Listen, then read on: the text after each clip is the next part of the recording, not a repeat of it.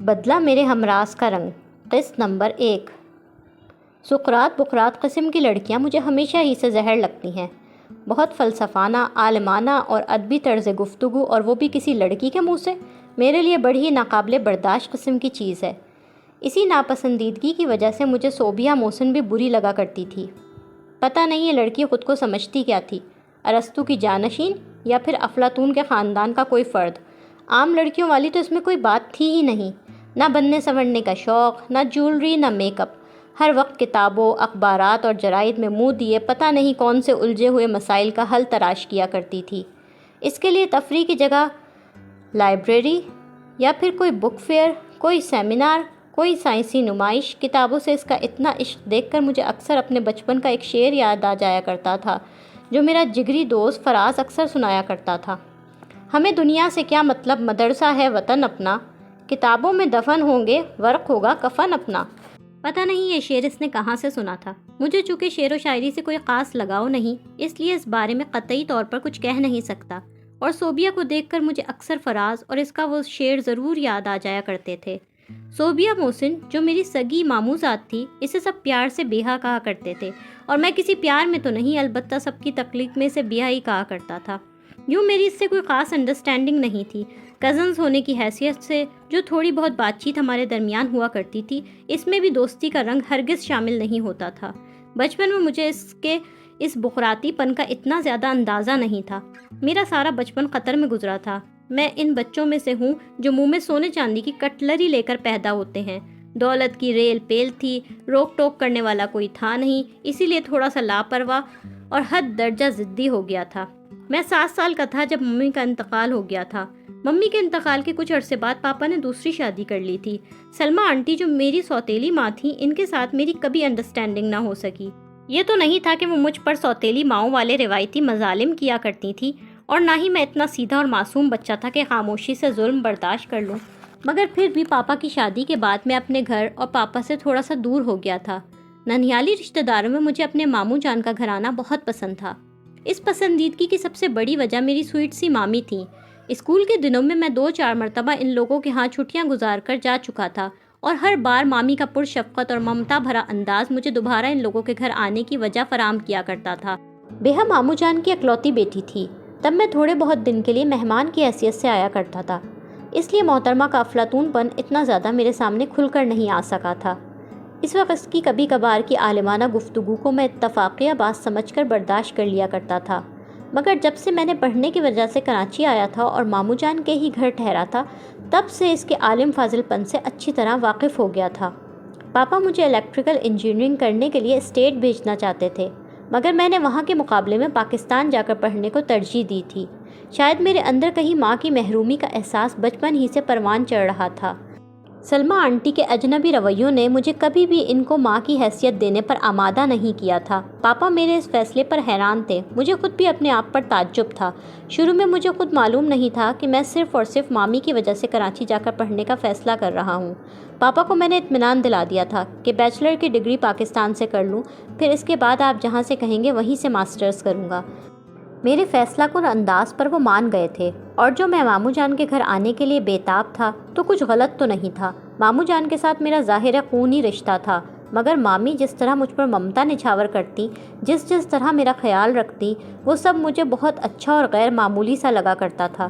دولت سے محبت نہیں خرید سکتے۔ پاپا کے پاس دولت کے انبار تھے، مگر میرے لیے محبت نہ تھی، اور شاید محبت تو تھی، وہ اس کا اظہار کرنا ضروری نہیں سمجھتے تھے۔ میں نے NED یونیورسٹی میں داخلہ لے لیا تھا۔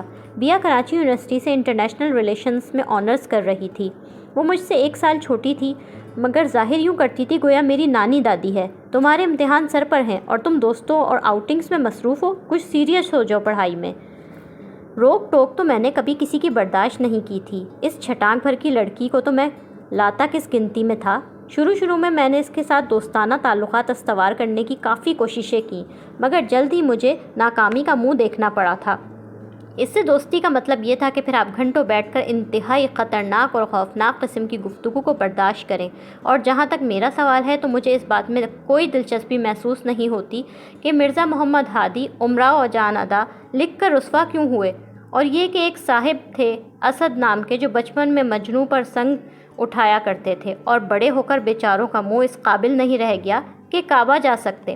ابتدائی چند نشستوں کے بعد تو میں نے خود ہی سے اس کے ساتھ زیادہ اٹھنے بیٹھنے سے پرہیز کرنا شروع کر دیا۔ اس کی اپنی ہم عمروں کی بنسبت ماموں جان کے ایج گروپ کے لوگوں سے زیادہ بنا کرتی تھی۔ ماموں کے تمام دوستوں کی وہ انتہائی پسندیدہ لڑکی تھی۔ اکثر وہ ماموں جان کے ساتھ جم جایا کرتی تھی، صرف ان کے دوستوں کے ساتھ گفت و شنید کرنے کے لیے۔ بہت دن ہو گئے لیاقت انکل سے ملاقات نہیں ہوئی۔ وہ ماموں جان سے مخاطب ہوتی اور وہ بغیر کوئی اعتراض کیے صاحبزادی کو ساتھ لے جاتے، اور یہ لیاقت انکل جو عمر میں ماموں جان سے شاید کچھ بڑے ہی ہوں گے، اسٹیٹ بینک میں کسی اونچی پوسٹ پر فائز تھے۔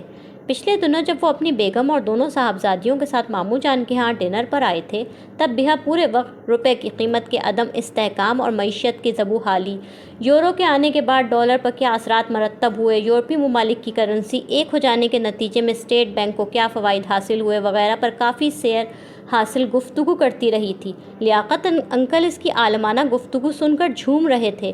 چلتے وقت انہوں نے ماموں جان سے کہا تھا، محسن تمہاری بیٹی جینیس ہے، اتنی ذہین اور قابل، بہت آگے جائے گی بھائی تمہاری بیٹی، لکھوا لو مجھ سے، یہ لڑکی خوب نام کمائے گی۔ کہنے کے ساتھ ساتھ اپنی بیٹیوں پر ملامتی نظریں بھی ڈالی تھیں، جو پڑھائی میں تو اچھی خاصی تھیں مگر بجائے اپنی قابلیت بڑھانے اور مطالعہ کرنے کے سارا وقت فیشن اور کپڑوں کے مرض میں مبتلا رہا کرتی تھیں۔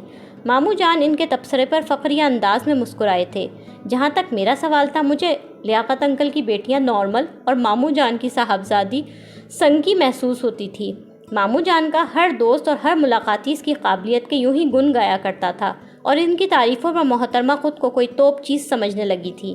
ماموں جان کے برابر والے مکان میں جو پروفیسر صاحب رہا کرتے تھے، ان کے ساتھ صوبیہ کی خاص طور پر بہت ہی زیادہ دوستی تھی۔ کبھی پڑھائی کی دھن میں مگن بیہا صاحبہ ان کے گھر نہ جا پاتی تو وہ فوراً خود ہی تشریف لے آیا کرتے تھے۔ پروفیسر حضرات تو چلو ہوتے ہی ایسے ہیں، مگر یہ لڑکی ان کے ساتھ گھنٹوں بیٹھ کر عجیب عجیب باتیں بڑے ہی مزے میں کرتی تھی۔ کبھی میں باہر سے آتا، پروفیسر انکل اور بیہا لان میں براجمان نظر آتے، آپس میں خوب زوردار بحثیں چل رہی ہوتی۔ کبھی کبھی اس محفل میں ماموں جان بھی شریک ہوتے تھے۔ وہ بحث و مباحثے سے زیادہ بیٹی کی قابلیت کو پیار بھری نظروں سے دیکھتے رہتے تھے۔ اندر جاتے جاتے میرے کانوں میں کچھ اس قسم کی آوازیں آیا کرتی تھیں۔ اقبال نے تو حسن کو خدا سے شکوہ کرتے ہوئے دکھایا کہ جہاں میں کیوں نہ مجھے لازوال کیا، مگر کیٹس کا اس بارے میں اقبال سے ذرا مختلف زاویہ ہے۔ بیہا مقررانہ انداز میں کہتی، پروفیسر انکل اس کی بات کی نفی کرتے، اپنی جوابی دلیل پیش کرتے اور بحث طویل سے طویل ہوتی چلی جاتی، یا پھر یہ کہ ہاں شیکسپیئر کے اس ساؤنڈ کا کوئی جواب نہیں، محبت میں شیکسپیئر نے، اور اسی بات پر تو فیض کا وہ خوبصورت مصرع بھی یاد آتا ہے کہ پریم کتھا کا انت نہ کوئی، کتنی گہرائی ہے اس مصرعے میں۔ اور میں اس قسم کی باتیں سن کر جلدی سے اندر مامی کے پاس بھاگتا تھا۔ ماموں جان کے ساتھ بیٹھ کر روزانہ بڑی پابندی سے بزنس نیوز دیکھا کرتی تھی محترمہ۔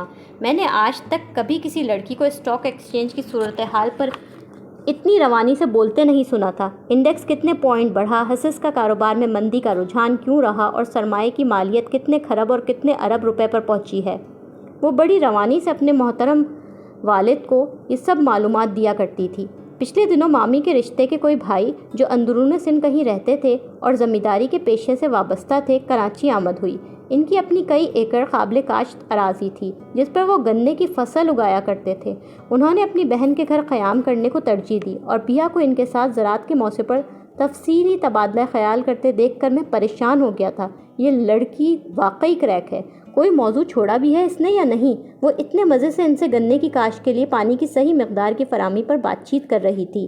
سمجھے مارچ اپریل سے ہی گنے کی فصل کے لیے پانی کی درست مقدار فراہم ہونی چاہیے۔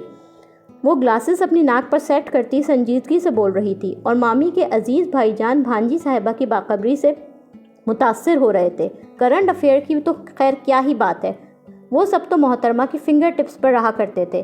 11 ستمبر کے بعد کے واقعات، بیشتر اسلامی ممالک کے پرو امریکن پالیسی، چائنا، رشیا اور انڈیا کی چپکے امریکہ کے خلاف ایک نئے بلاک کی تشکیل، مسلمان ممالک کے عوام کے بتدریج امریکہ کے خلاف بڑھتا ہوا غم و غصہ اور نفرت، کیوبا کے قیدی، وال اسٹریٹ جرنل کا صحافی اور چرچ پر حملہ، ان سب کے لیے پس پردہ اصل حقائق۔ دن بھر میں وہ جب تک 4-5 دفعہ اخبار اور جرائد کھنگال نہیں ڈالتی تھی، اسے چین نہیں آتا تھا۔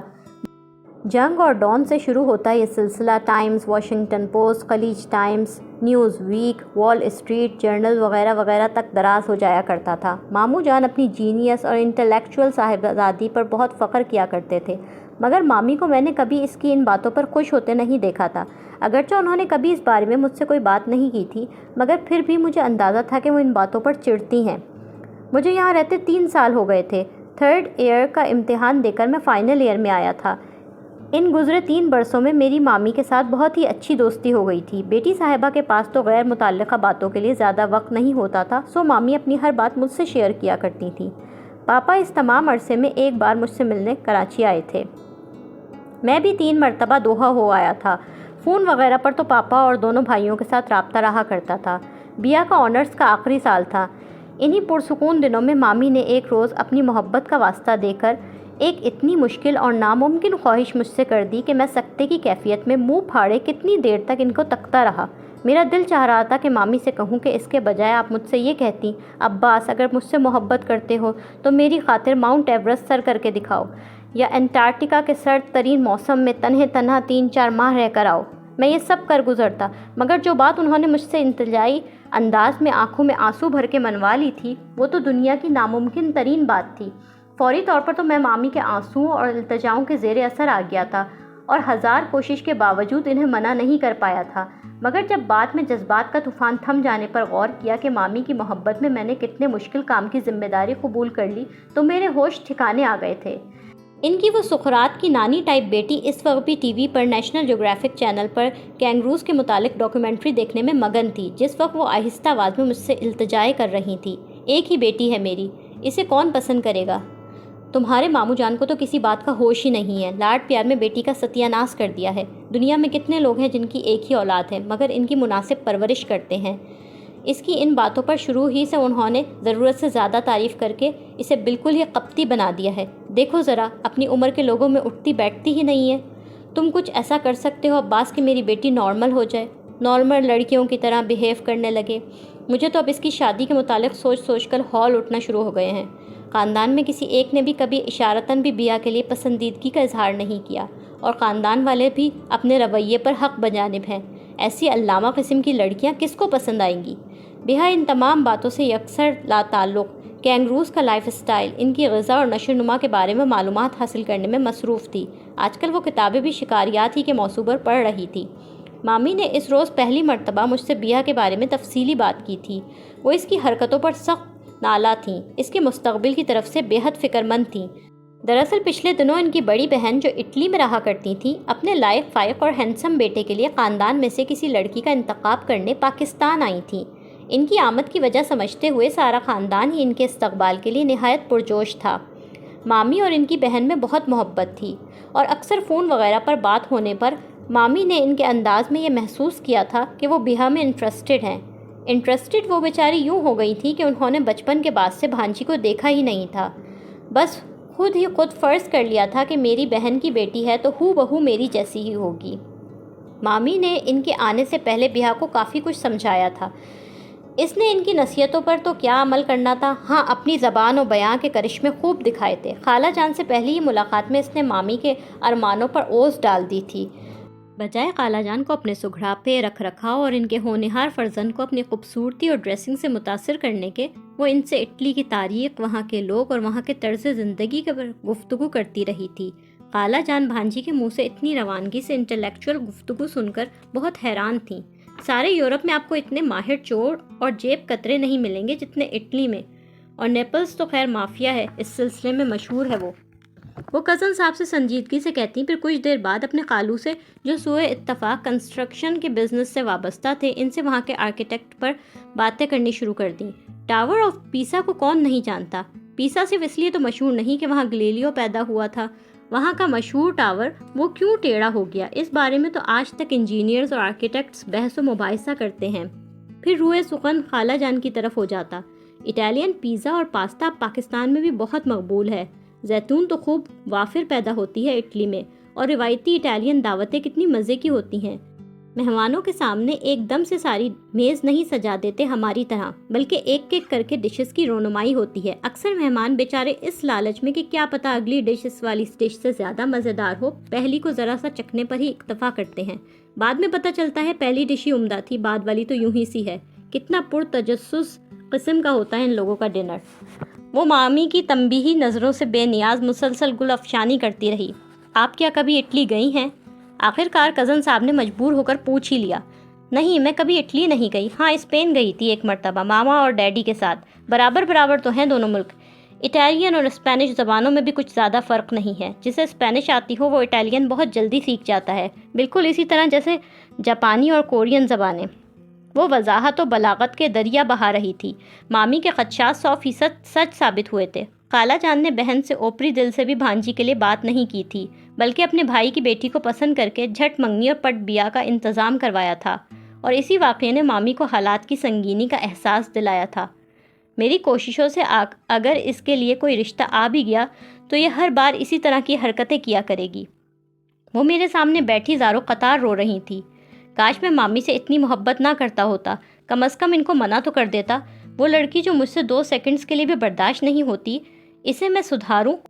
یوں میں کوئی زاہد کش نہیں۔ ایسے میں اگر میری کزن صاحبہ کچھ ڈھنگ کی مخلوق ہوتی تو میں مامی کے کہنے پر اس بگڑی ہوئی لڑکی کو سدھارنے میں بڑی خوشی محسوس کرتا، مگر وہ چلتا پھرتا انسائکلوپیڈیا، اسے برداشت کرنا تو جوئے شیر لانے کے مترادف ہے۔